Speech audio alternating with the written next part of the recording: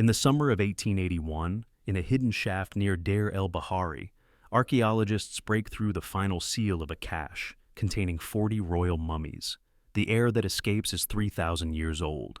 Among the wrapped forms of Egypt's greatest rulers lies one body longer than the rest, hands crossed over chest, and clutched between those ancient fingers, a small alabaster cylinder, its seal unbroken, its contents unknown. The cartouche bears a single inscription in hieratic script, open only when you understand what it means to be forgotten. But who fears being forgotten when their name is carved into mountains? Who builds 4 temples, 100 statues, commandeers the monuments of predecessors when they are certain of their place in eternity? And what lies inside a container sealed for 90 years in life, 3,000 in death, that even a king who conquered nations could not bring himself to open? The moonlight on the Nile has witnessed many secrets, but perhaps none so persistent as this: the hunger of a man who had everything, yet spent his entire existence carving his name into stone, as if the world were always forgetting, always erasing, always moving towards silence. This is the story not of Ramses the monument, but Ramses the hunger, the boy who was given a question he could never answer, and the king who spent 66 years trying not to. The night smells of lotus and river mud. In the palace at Memphis, a boy of 8 winters sits in the treasury room long after the scribes have departed. His name is Ramses, 3rd son of Pharaoh Seti-I, and he is not supposed to be here. The limestone walls are covered in cartouches, names of pharaohs stretching back through dynasties, some carved deep, some already weathering into obscurity. His fingers trace a name that has been partially chiseled away, replaced by another, then another, then another. The stone remembers everything and nothing. It is both eternal and infinitely revisable. "You understand now," says a voice behind him. Seti-I stands in the doorway, still in his campaign dust, having returned hours earlier from the Nubian frontier. He does not look like a god incarnate. He looks tired. "Father, why do they erase the names?" "Because stone is patient. It accepts whatever chisel comes next." Seti moves to stand beside his son, and together they study the palimpsest wall, centuries of remembering and forgetting carved into the same surface. "Your brothers." He pauses. The 2 older sons died within months of each other, one from fever, one from a chariot accident that should not have been fatal. "Your brothers believed they were eternal because they were royal. They did not understand that eternity must be earned, again and again, or it becomes silence." From within his belt, Seti produces a small alabaster cylinder, sealed with wax and his personal seal. The object fits in a boy's palm, smooth, cool, impossibly heavy for its size. "I wrote something inside this when I became pharaoh, a truth I learned. You will carry this your entire life, and you will be tempted many times to break the seal, but you must open it only when you understand what it means to be forgotten. Truly forgotten, not just feared as death, but understood as the natural end of all things, even gods." Young Ramses closes his fingers around the cartouche. "When will I understand?" "Perhaps never." His father's smile is sad. Perhaps that is the point. The weight of the small cylinder never changes, but the weight of carrying it does. At 14, Ramses rides in his father's campaigns, learning the language of logistics and loyalty, watching how Seti moves through the world. Always measured, always strategic, never cruel without purpose, never merciful without reason. The soldiers love Seti not because he is fierce, but because he is human in his fiercing, godlike in his restraint. But restraint does not build monuments. Restraint does not carve names into mountains. In his tent at night, Ramses studies the sealed cartouche by lamplight, turning it in his fingers. What truth did his father seal inside? What knowledge is worth waiting a lifetime to discover? The wax seal shows no cracks. The cylinder makes no sound when shaken. It might be empty. It might contain everything. He is 17 when the pattern reveals itself. In the temple archives at Thebes, he finds records of pharaohs whose names appear, then vanish, then reappear under different kings who claim their monuments as their own. Entire reigns disappear like water into sand. Queens become footnotes. Princes are not recorded at all. The stone remembers, but it remembers selectively, and always at the command of whoever holds the chisel next. His father finds him there, surrounded by scrolls, the cartouche sitting before him like an accusation. "You're wondering how to be different," Seti says. "I'm wondering how not to disappear. Those are not the same question." Seti sits beside his son among the papyrus memories. One leads to wisdom, the other leads to... But he does not finish. Perhaps he cannot. Perhaps he sees something in his son's eyes that frightens him, a hunger that wisdom cannot satisfy, a question that no answer will quiet. 6 months later, Seti dies in his sleep. No battle, no drama, no warning. Just silence where a voice used to be. Ramses is 25 when the double crown settles onto his head. The weight of Upper and Lower Egypt, the weight of divine kingship, the weight of becoming what you can never quite be, eternal and present, God and administrator, myth and manager of grain supplies. The coronation feast lasts 7 days. On the 8th day, Ramses begins to build. Not modest shrines or careful additions. He orders the expansion of Luxor Temple, massive pylons that will dwarf everything around them. He begins planning additions to Karnak that will take decades. He sends architects to scout locations in Nubia for something unprecedented, a temple carved into the living rock of the mountain itself, with 4 colossal statues of himself, each one 60 feet high, sitting in eternal judgment. "It's too much," says his vizier carefully. "The treasury will be replenished. We will campaign. We will trade. We will build." Ramses does not look up from the plans spread before him. His fingers trace the outlines of temples not yet begun, statues not yet carved. "My father was restrained. My father was wise. My father is already fading from memory, except as my predecessor." The words hang in the air like incense smoke. "The cartouche," the vizier says softly, noticing the alabaster cylinder on the table. "Did your father tell you what was inside?" "He told me I would know when to open it." Ramses picks it up, feels its familiar weight. "I do not know yet." But this is not quite true. What he means is, I am afraid that I will never know. And if I never know, I can never open it. And if I never open it, I never have to face what my father understood that I do not. So instead, he builds. The woman's name is Nefertari, and she moves through the palace like water, present everywhere, graspable nowhere, absolutely essential. She is not his first wife, but she is his first choice, the one he married for reasons that have nothing to do with the treaties or territories.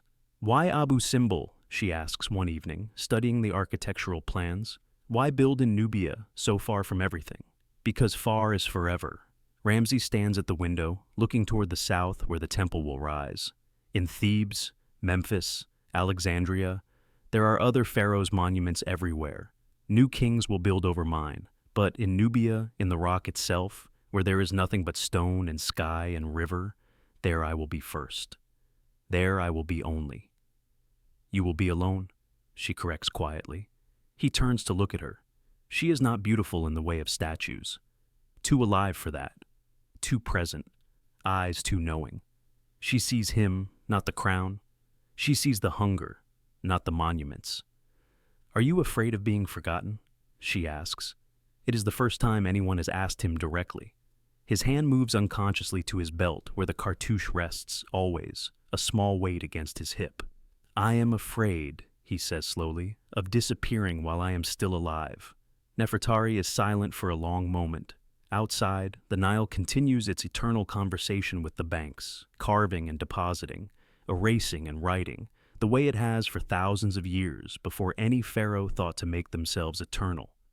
"Then, perhaps," she says, "you are already gone, and building monuments to prove you exist." He does not answer, because the answer is too terrible to speak. Yes, perhaps. Perhaps I have been disappearing since my brothers died, since my father gave me this question sealed in stone, since I understood that every name carved is also a confession that without the carving, the name would vanish. That night, he almost opens the cartouche. His fingers work at the seal, feel the wax beginning to yield. But then, fear. Not of what is inside. Fear that opening it will change nothing, prove nothing, solve nothing. Fear that his father's wisdom will only confirm what he already suspects, that all building is vanity, all monuments are bargaining, all stone is just elaborate begging against the inevitable. He reseals it carefully, returns it to his belt, and the next morning he orders work on Abu Simbel to double in pace. In his 15th year of reign, the horizon fills with dust. The Hittite army advances toward Kadesh, and with them rides Prince Muwatalli, young, fierce, commanding an empire that rivals Egypt in power and sophistication. The intelligence reports describe him as reckless, ambitious, hungry to make his mark. Ramses recognizes the description. He has read it in his own mirror. The battle is meant to be decisive. Ramses leads his army north with 4 divisions, confident in superiority, certain of divine favor. The gods speak through pharaohs. The gods do not allow pharaohs to fail, but gods, it turns out, are silent on the subject of tactical ambushes. The Hittite chariots appear from the woods like a storm, given wheels and bronze. The Egyptian divisions panic, scatter. Suddenly Ramses finds himself nearly alone, surrounded, the unstoppable momentum of his reign about to end in dust and spears on a field he cannot even name properly. He does not think of monuments in that moment. He does not think of Abu Simbel or his many statues or his carefully carved legacy. He thinks, this is what disappearing feels like. This is what my father tried to warn me about. This is the silence that comes for everyone, even gods, even kings, even men who build their names into mountains. His hand goes to the cartouche at his belt. His fingers rest on the seal. And then, perhaps rage, perhaps fear, perhaps the animal instinct that exists beneath all the careful construction of immortality, he fights. Not as a god, but as a man who refuses to become silence. The battle blurs into chaos. Egyptian reinforcements arrive. The Hittites withdraw, and somehow, impossibly, he survives. That night, in his tent, his generals celebrate a great victory. They will tell stories of this battle for generations. How Ramses stood alone against thousands. How the gods protected him. How he single-handedly turned the tide. The scribes are already composing the official account, the one that will be carved in stone at every temple, the one that will transform near disaster into divine triumph. Ramses listens to them reshaping reality into legend and feels a vertigo he cannot name. Is this victory? Is this truth? Is this what immortality means? That your failures become myths, your terror becomes divine drama, your humanity becomes impossible to locate beneath the layers of official narrative. A messenger arrives. Prince Muwatalli requests parley. They meet at dawn between the armies, 2 young rulers who nearly killed each other the day before. Muwatalli is dust-covered, exhausted, and in his eyes Ramses sees something familiar. The same hunger, the same fear, the same understanding that empires are built on arrangements and accidents, not divine inevitability. We could fight for another 10 years, Muwatalli says. We could fill this valley with monuments to our mutual ambition, or we could choose wisdom, Ramses finishes. We could make peace. It is unprecedented. It is practical. It is the most ungodlike thing a pharaoh can do.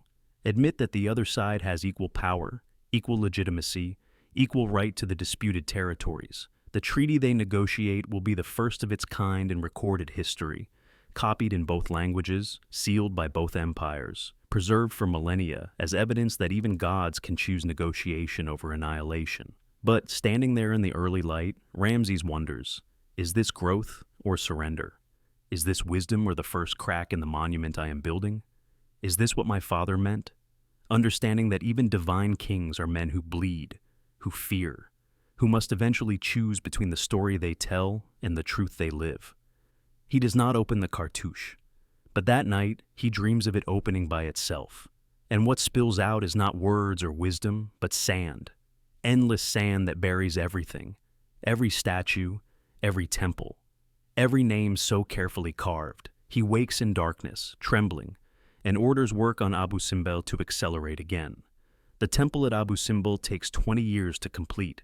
The 4 colossal statues of Ramses sit in eternal judgment, facing east so the sun illuminates their faces twice a year on sacred dates. Inside, the walls record the Battle of Kadesh, as Ramses has chosen to remember it. Not the moment of near disaster, but the moment of mythic triumph. On the day of dedication, Nefertari stands beside him before the monument. She is older now, still vital, but marked by time the way all humans are. The statues of Ramses show no age. They will show no age when she is gone, when he is gone, when Egypt itself becomes a memory of a memory. Do you feel immortal yet? she asks quietly. I feel tired. Then perhaps you are becoming wise. But wisdom feels like defeat. Wisdom feels like the slow acknowledgement that all the building in the world cannot actually stop time, cannot actually preserve the self, cannot actually answer the question, who are you when the chisel stops? 3 years later, Nefertari dies. The illness is swift, undramatic, unstoppable. One moon she is present, the next she is memory, and all the power in Egypt cannot reverse it. Ramses builds her tomb, the most beautiful in the Valley of the Queens, painted with such delicacy and care that 3,000 years later, people will weep at the artistry. He fills it with everything: gold, furniture, spells for the afterlife, provisions for eternity. He carves prayers for her safety into every surface. And when the tomb is sealed, he sits alone in the entrance corridor and realizes she is gone. The tomb is magnificent. The prayers are eloquent. The provisions are complete, and she is still gone, and he is still here, and the monument is no comfort whatsoever. His hand goes to the cartouche. His fingers work at the seal. Open only when you understand what it means to be forgotten. But does he understand? He has spent 30 years trying not to be forgotten. He has carved his name on every surface. He has built more monuments than any pharaoh in history. He has made himself impossible to erase. And yet, Nefertari is gone, and she took with her the only person who remembered him before the monuments, before the titles, before the hunger to be eternal became the only thing he was. Is that what forgotten means? Not absence from records, but absence from living memory. Not being erased from stone, but being unknown by anyone who actually knew you.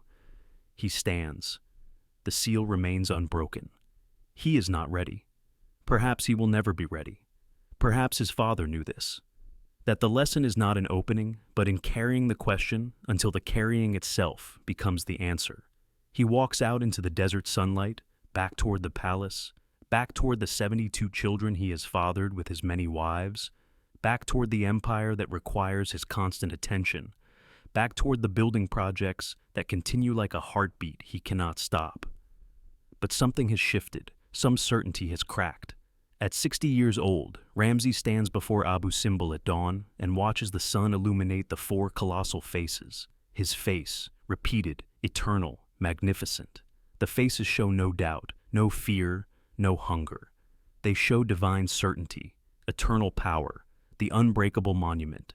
He has outlived Nefertari. He has outlived 4 of his favorite sons. He has outlived his own assumptions about what power means. The empire is stable. The monuments are numerous. His name appears on more structures than any pharaoh in history. On his own buildings, yes, but also carved over previous pharaohs' monuments, appropriated, claimed, revised. He has made himself impossible to forget. So why, standing here before his own stone face, does he feel like he is already vanishing? A dream came to him last night, vivid as prophecy. He saw Abu Simbel covered in sand, buried completely, erased from view, but beneath the sand, the statues remained, eternal and irrelevant, preserved and forgotten, still there and absolutely absent. When he woke, his hand had been resting on the sealed cartouche, as if some part of him had been trying to open it in sleep, trying to access his father's wisdom without the courage of consciousness. He is 87 years old, and his body is failing in ways monuments do not. His hands shake when holding the ritual implements. His vision blurs at distances that used to be clear. His children, 92 of them now, though he has lost count, regard him with something between reverence and impatience. How long will the old pharaoh cling to the throne? How long before succession can begin? He has reigned for 66 years.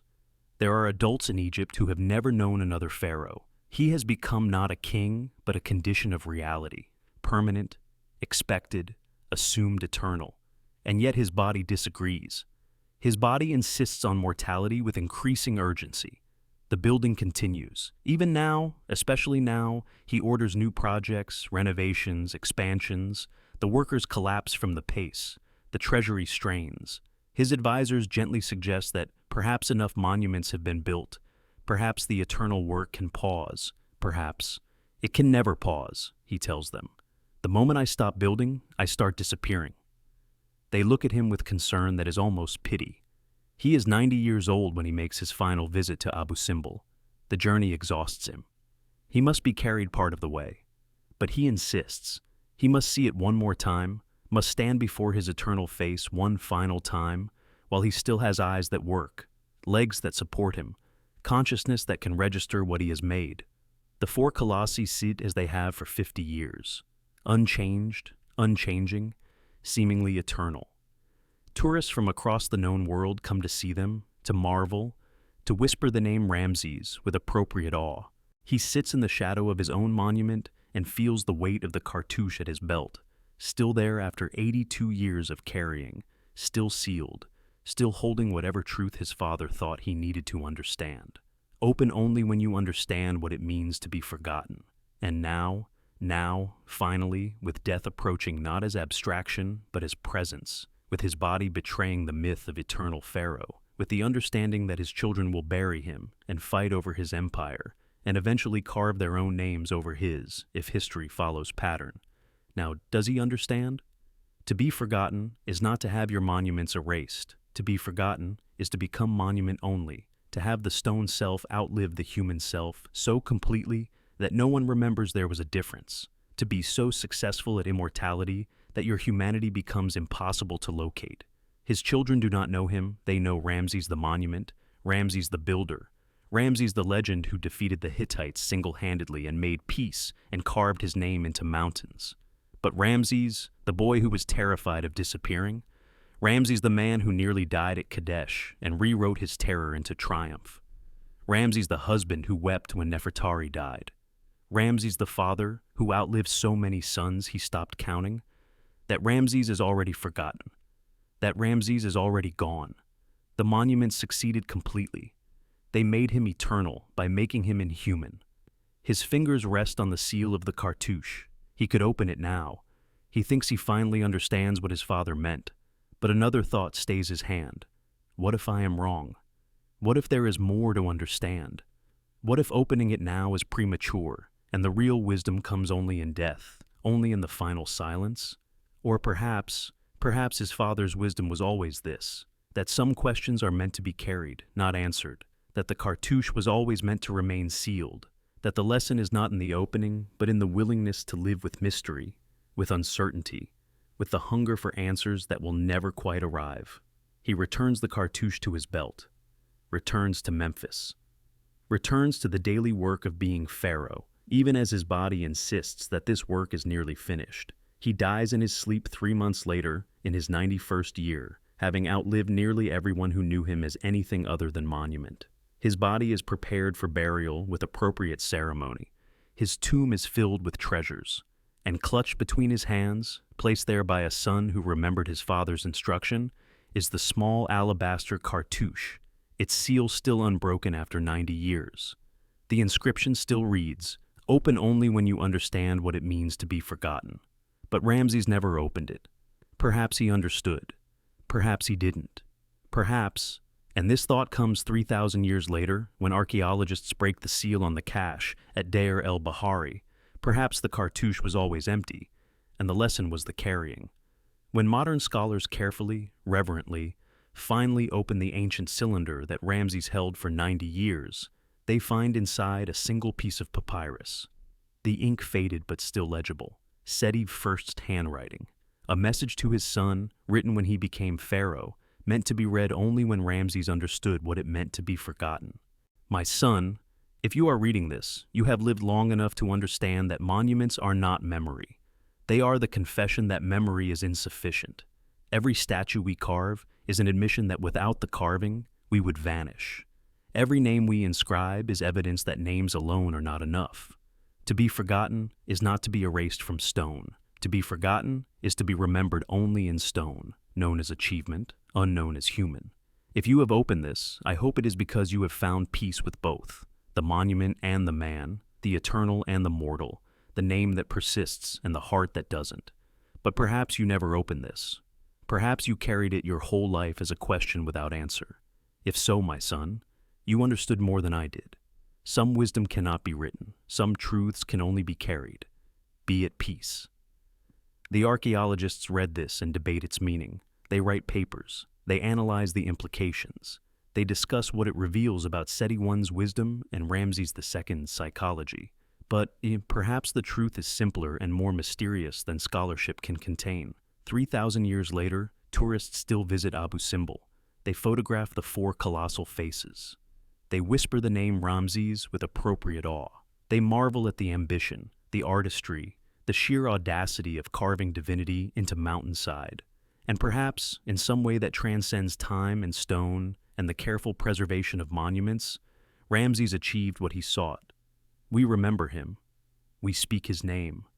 We wonder about his interior life, his motivations, his fears. But do we know him? Can stone ever convey the trembling hands that ordered its carving?